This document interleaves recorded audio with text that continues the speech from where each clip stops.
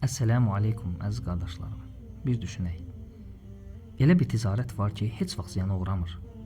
Allah-u Teala buyurur: Allahın kitabını oxuyanlar, namaz qılanlar, verdiyimiz ruzidən sərf edənlər əsla ziyana uğramayan bir qazanc umurlar.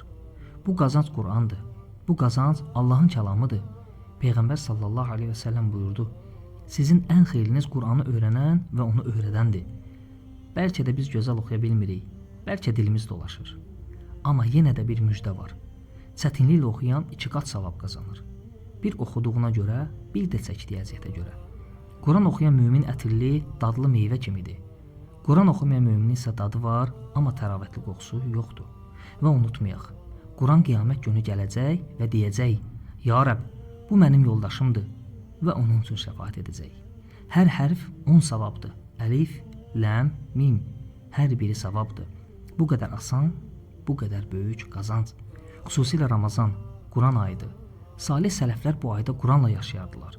Çünki bilirdilər ki, ömür sürətlə keçir, günlər əldən çıxır və bir gün Quranı oxuya bilməyəcəyimiz bir gün gələcək.